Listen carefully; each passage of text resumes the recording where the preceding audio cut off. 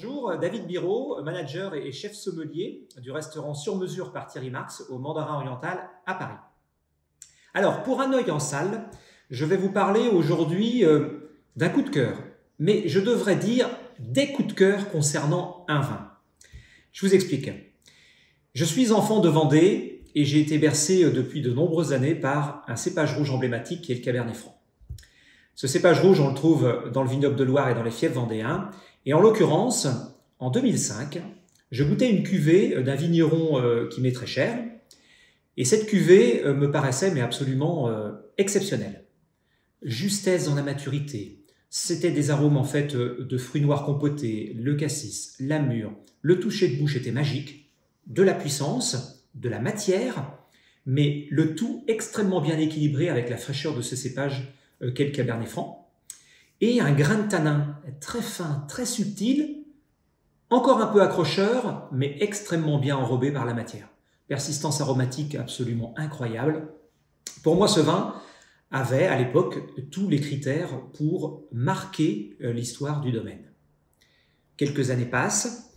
L'année dernière, je décide, après avoir stocké quelques bouteilles, bien évidemment, je décide de sortir l'un de ces flacons et de le servir à l'aveugle à des collègues sommeliers. Tout le monde, à l'unanimité, reconnaissait que c'était un grand vin. Ça phosphorait, ça cherchait, ça partait un petit peu dans tous les sens, mais néanmoins, quasiment à l'unanimité, les dégustateurs ont ressenti cette trame, cette finesse et cette fraîcheur du Cabernet Franc de façon plutôt ligérienne. Et les appellations Saumur, Saumur Champigny, Anjou, Chinon, tout y passait, avec surtout la ligne directrice que ce vin était un grand vin du Val-de-Loire. Il y a quelques semaines, je décide à nouveau de faire cet exercice avec d'autres palais avertis. Je redébouche une bouteille de ce nectar, et là, plutôt différent. La dimension était toujours présente, très aromatique, mais plutôt sur le graphite, sur l'encre de Chine, sur l'aspect un tout petit peu plus sous-bois, humus, beaucoup de fraîcheur à nouveau. Le toucher de bouche était toujours magistral, de la suavité, de l'élégance, et puis voilà, cette matière maîtrisée et surtout supportée par la fraîcheur. Et cette maturité supportée par la fraîcheur. Et là, à l'unanimité, eh bien, tout le monde s'orientait vers le vignoble bordelais avec les très beaux Cabernet Francs de la zone Saint-Émilion, Pomerol, sur un très grand millésime.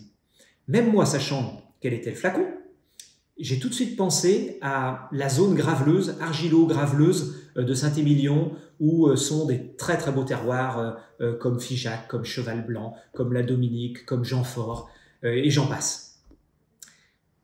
Après avoir fait découvrir quel était ce flacon, eh bien là, encore une nouvelle surprise. Eh bien, ce flacon, pour moi, fait partie de mes coups de cœur. Et ce coup de cœur date de 2005. Et chaque fois que je débouche cette bouteille, je suis toujours épaté et surtout vraiment impressionné par la tenue de ce vin.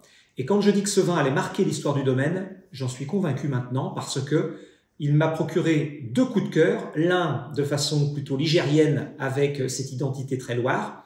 Et l'autre m'a vraiment orienté vers le vignoble bordelais et aussi ses grands terroirs. Eh bien, chapeau l'artiste, puisque ce coup de cœur, c'est un Anjou rouge du millésime 2005, Coteaux d'Ardennais. Des Cabernets Francs plantés en 1990, vinifiés par Patrick Baudouin. Ces Cabernets Francs ont été plantés sur l'Anjou noir, cette zone très caractéristique d'Ardennais, avec des cendres volcaniques qui composent le terroir, un peu de schiste, donc des terroirs qui marquent le cépage et surtout le cépage aime à s'y plaire et nous donne une dimension magistrale. Cette bouteille vieillit extrêmement bien, nous procure de vrais moments de plaisir et quand on perd quelque peu les palais avertis de mes collègues sommeliers, eh bien on ne peut que se réjouir, si ce n'est que tout le monde à l'unanimité reconnaissait que c'était du Cabernet Franc et là encore, quand il faut mettre en avant l'un des cépages les plus renommés du Val-de-Loire et d'ailleurs, eh bien, nous pensons à ce cépage qu'est le Cabernet Franc et qui nous ravit. Donc, bravo Patrick, bravo pour cette cuvée. Tu étais dubitatif à l'époque quand on a goûté ce vin ensemble. Je suis très heureux d'avoir stocké quelques flacons de ce Coteaux d'Ardennais 2005 pour le plus grand plaisir de mes amis et puis de mon palais de sommelier. Je voudrais également, au travers de cette cuvée coup de cœur au pluriel, eh bien, soutenir tous les vignerons qui ont énormément souffert, ne serait-ce que par la situation sanitaire de l'année dernière au niveau des ventes de vin, mais aussi cette année par une vague de gel sans précédent qui a massacré, si je puis dire. Dame Nature, avec son joli nom, n'a pas été très tendre avec nos amis vignerons cette année, puisqu'elle a vraiment massacré énormément d'hectares avec le gel.